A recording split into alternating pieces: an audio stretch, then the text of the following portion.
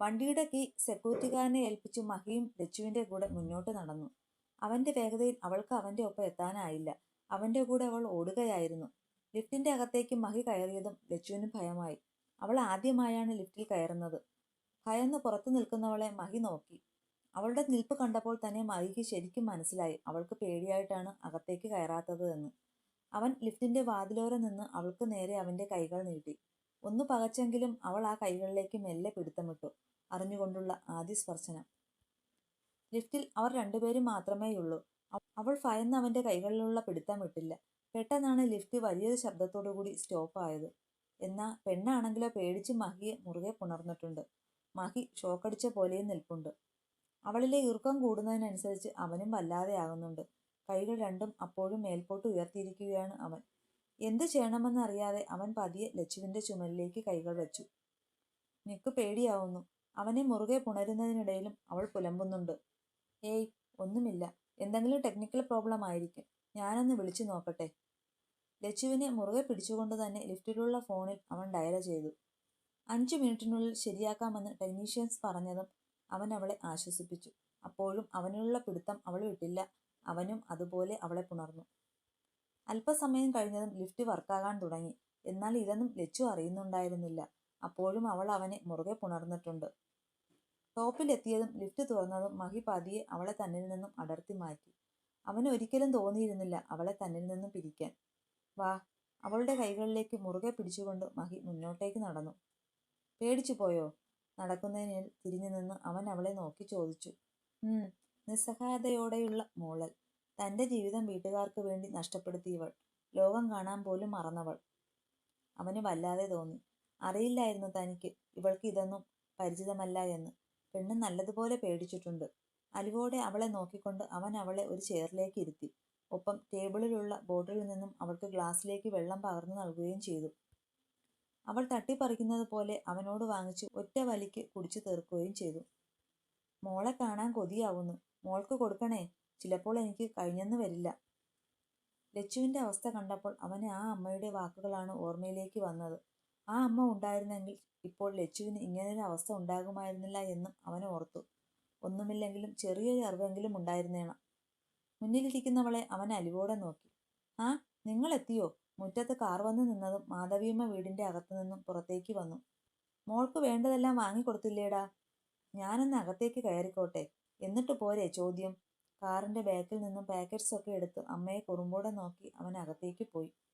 വാ മോളെ, നിങ്ങൾ വല്ലതും കഴിച്ചോ? കഴിച്ചമ്മേ, അവൾ ചെറുചിരിയോടെ പറഞ്ഞു.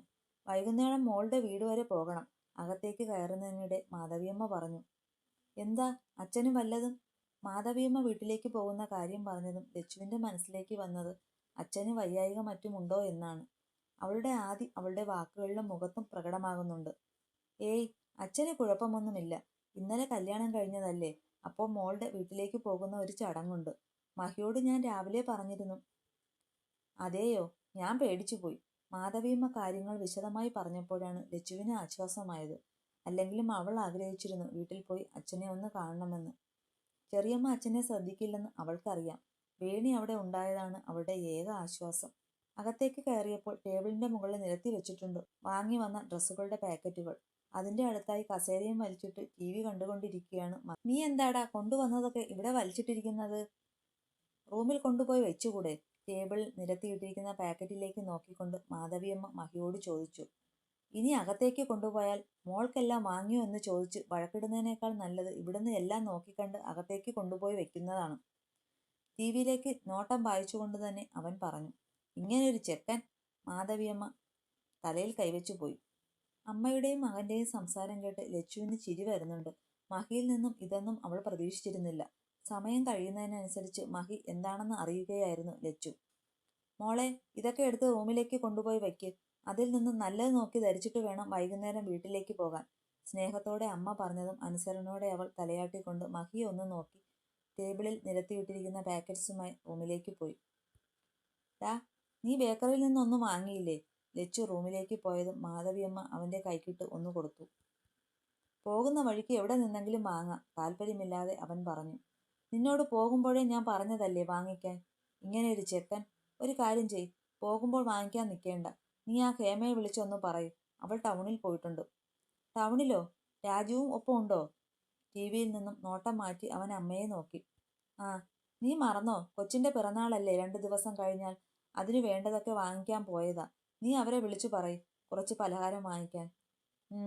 അവനൊന്ന് മൂളിക്കൊണ്ട് തന്റെ പോക്കറ്റിലുള്ള ഫോൺ എടുത്ത് ഡയൽ ചെയ്യാൻ തുടങ്ങി. ഗിരിയേട്ടാ, ഞാൻ പറയുന്നതൊന്ന് മനസ്സിലാക്ക്. ദേ, ഇങ്ങനെയാണെങ്കിൽ ഞാനും പിണങ്ങുവേ. അമ്മാവനെ കാണാൻ വേണ്ടി ഗിരി വീട്ടിലേക്ക് വന്നതാണ്. അതിനിടയിലാണ് വേണിയുടെ പരിഭവം. നീ എന്തു പറഞ്ഞാലും ചെയ്തത് തെറ്റ് തന്നെയാണ്. നിനക്ക് എന്നോട് ഒരു വാക്ക് പറയാമായിരുന്നില്ലേ? ഗിരിയുടെ വാക്കുകളിൽ ഗൗരവം തന്നെ. എന്തു പറയാൻ? നന്ദേട്ടൻ ചേച്ചിയെ അത്രയും ഇഷ്ടമായത് കൊണ്ടായിരിക്കില്ലേ അവർ അങ്ങനെയെങ്കിലും പറഞ്ഞ് കല്യാണം ഉറപ്പിക്കാൻ നോക്കിയത്. ഇപ്പോഴും നന്ദേട്ടന് ചേച്ചിയെ ഇഷ്ടമാണ്. ഗിരിയേട്ടൻ മനസ്സ് വെച്ചാൽ ചേച്ചി അയാളുടെ കൂടെ നിന്നും ഇറങ്ങി വരും. നീ എന്താ ഉദ്ദേശിക്കുന്നത്? വേണിയുടെ സംസാരം തീരെ പിടിച്ചില്ല ഗിരിക്ക്. അതിന്റെ ഗൗരവം അവന്റെ ശബ്ദത്തിലുണ്ട്. ഗിരിയേട്ടാ, അത് പിന്നെ ഞാൻ രാവിലെ നന്ദേട്ടനെ കണ്ടിരുന്നു. നന്ദേട്ടന് ഇപ്പോഴും ചേച്ചിയോട് താല്പര്യമുണ്ട്. വേണി അത്രേ പറഞ്ഞുള്ളൂ. ഗിരിയുടെ കൈ വേണിയുടെ കവിളത്ത് പതിഞ്ഞതും സ്പോട്ടിലായിരുന്നു. നിനക്ക് ഇത്ര വിവരമില്ലാതായിപ്പോയോ? അവളിപ്പോൾ അവന്റെ ഭാര്യയാണ്. അവളുടെ പൂർണ്ണ സമ്മതത്തോടു കൂടി തന്നെയല്ലേ അവന്റെ കൂടെ പോയത്. നീ എന്തിനാ നന്ദനെ കാണാൻ പോയത്? അവന്റെ മനസ്സിലിരിപ്പ് വേറെയാ. പണ്ടേ അവനെ എനിക്കറിയാം. പിന്നെ ലച്ചുവിന് ഒരു ജീവിതം കിട്ടിക്കോട്ടെ എന്ന് കരുതിയാണ് ഞാൻ ഒന്നും പറയാതെ നിന്നത്. അപ്പോഴാണ് ഭീഷണിയുടെ കാര്യം ഞാൻ അറിഞ്ഞത്. അവന്റെ സ്വഭാവത്തിൽ ഒരു മാറ്റവും ഇല്ലെന്ന് മനസ്സിലായത് കൊണ്ട് തന്നെയാണ് ലച്ചുവിന്റെ കഴുത്തിൽ നിന്നും മഹി കെട്ടിയ താലി ഞാൻ വലിച്ചു പൊട്ടിക്കാതിരുന്നത്. ഇനി നീ നന്ദനെ കണ്ടാൽ എന്നെ നിനക്ക് ശരിക്കും അറിയാമല്ലോ. അത്രയും പറഞ്ഞ് ദേഷ്യത്തോടെ മുറ്റത്തേക്ക് ഇറങ്ങിയപ്പോഴാണ് മഹിയുടെ കാർ ഗിരിയുടെ മുന്നിലായി വന്നു നിന്നത്. കാറിന്റെ ഡ്രൈവിംഗ് സീറ്റിൽ നിന്നും മഹിയും കോ ഡ്രൈവിംഗ് സീറ്റിൽ നിന്നും ലച്ചുവും ഇറങ്ങി. അതേസമയം ശബ്ദം കേട്ട് വേണിയും പുറത്തേക്ക് ഇറങ്ങിയിരുന്നു. രണ്ടുപേരും കാറിൽ നിന്ന് ഇറങ്ങുന്നത് കണ്ട് വേണിക്ക് അതിശയമായി. അതും ലച്ചു നല്ല സന്തോഷത്തിലും. വേണി പകപ്പോടെ രണ്ടുപേരെയും മാറി മാറി നോക്കി. എന്താടി ഇങ്ങനെ നോക്കുന്നത്? വേണിയുടെ നോട്ടം കണ്ട് ലച്ചു അവളുടെ അടുത്തേക്ക് ചെന്നു. അപ്പോഴേക്കും ഗിരി മഹിയെ അകത്തേക്ക് ക്ഷണിച്ചിരുന്നു. ആരും അവർ ഇപ്പോൾ വീട്ടിലേക്ക് വരുമെന്ന് പ്രതീക്ഷിച്ചതേയില്ല. അതിന്റെ അങ്കലാപ്പ് എല്ലാവരുടെയും മുഖത്തുണ്ട്. ശബ്ദം കേട്ട് അപ്പോഴേക്കും പ്രേമയും രേണുകയും പുറത്തേക്ക് ഇറങ്ങിയിരുന്നു. ലച്ചുവിന്റെ മുഖത്തെ സന്തോഷം കാണുമ്പോൾ വേണിയെപ്പോലെ തന്നെ പ്രേമയ്ക്കും രേണുകയ്ക്കും അതിശയം തോന്നി. ഒറ്റ ദിവസം കൊണ്ട് ഇങ്ങനെ മാറുമോ ആള്? ഇന്നലെ വരെ കാണുമ്പോൾ പേടി തോന്നുന്നവന്റെ കൂടെ നിന്നിട്ടും ഇത്രയും സന്തോഷമോ? അതുമാത്രമല്ല, ലച്ചുവിന്റെ ഡ്രസ്സിലേക്കും അമ്മയുടെയും മോളുടെയും കണ്ണുകൾ ചെന്നെത്തി. ഇന്നലെ വരെ നരച്ചതിട്ട് നടന്നവൾ ഇന്ന് വില കൂടിയ ഡ്രസ്സ് ഇട്ടിരിക്കുന്നു. രേണുവയ്ക്കും അമ്മയ്ക്കും വല്ലാത്ത കുശുമ്പ് തോന്നി. പക്ഷേ ഏകയുള്ള ആശ്വാസം മഹിയാണല്ലോ അവളെ കെട്ടിയത് എന്ന് ഓർത്തു മാത്രമാണ്. ബാക്കി വിശേഷങ്ങളെല്ലാം അകത്തേക്ക് കയറി പറയാം. വേണി ലച്ചുവിന്റെ കൈപിടിച്ച് അകത്തേക്ക് കയറി. കയറുമ്പോൾ അവൾ മഹിയെ നോക്കാതെയും ഇരുന്നില്ല. അവൻ ചെറു പുഞ്ചിരിയോടെ ഗിരിക്കൊപ്പം അകത്തേക്ക് അവരുടെ പിന്നാലെ കയറി. അകത്തേക്ക് കയറിയതും ലച്ചു നേരെ അച്ഛന്റെ അടുത്തേക്ക് ചെന്നു. പുറത്തു നിന്നുള്ള ലച്ചുവിന്റെ ശബ്ദം അച്ഛൻ അകത്തുനിന്ന് കേൾക്കുന്നുണ്ടായിരുന്നു. അതുകൊണ്ട് തന്നെ പ്രതീക്ഷയോടെ അച്ഛൻ മോളെ കാണാൻ കാത്തിരിക്കുകയായിരുന്നു. അതിനിടയിൽ കൊണ്ടുവന്ന പലഹാരപ്പൊതി പ്രേമയെ ഏൽപ്പിക്കാനും ലച്ചു മറന്നില്ല. എന്റെ കുട്ടിക്ക് സങ്കടമൊന്നുമില്ലല്ലോ? ആ അച്ഛന്റെ കണ്ണുകൾ നിറഞ്ഞിട്ടുണ്ട്. ഇല്ല അച്ഛാ, ഇന്നലെ വരെ ഉണ്ടായിരുന്നു, പക്ഷേ ഇപ്പോൾ ഇല്ല. പുഞ്ചിരിയോടെ തന്നെ അച്ഛനോട് പറഞ്ഞ് ലച്ചു അവളുടെ ചിരിക്കുന്ന മുഖം കണ്ടപ്പോൾ തന്നെ ആ അച്ഛന് ഒരുപാട് സന്തോഷവും ആശ്വാസവുമായി. ലച്ചുവിനോടും മഹിയോടും എല്ലാവരും നല്ലതുപോലെ തന്നെ പെരുമാറി. ചേച്ചിയോട് തനിച്ച് സംസാരിക്കണമെന്ന് വേണി നിശ്ചയിച്ചിരുന്നു. ചേച്ചിയുടെ സന്തോഷവും മാറ്റവുമെല്ലാം അഭിനയമാണോ? അവളിൽ സംശയം നിറഞ്ഞു.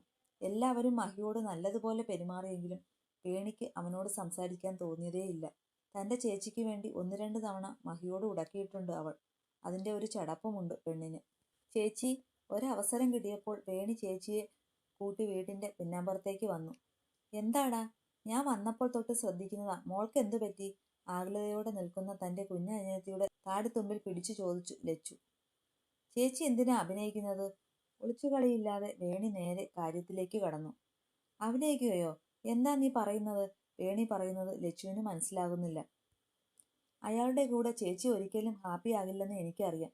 പിന്നെന്തിനാ എല്ലാവരുടെയും മുന്നിൽ ഈ സന്തോഷം കാണിച്ചു നടക്കൽ? ദേഷ്യം വരുന്നുണ്ടായിരുന്നു വേണിക്ക്. പ്രത്യേകിച്ച് ചേച്ചി വീണ്ടും തന്റെ മുന്നിൽ അഭിനയിക്കുകയാണോ എന്ന് തോന്നിപ്പോയി അവൾക്ക്.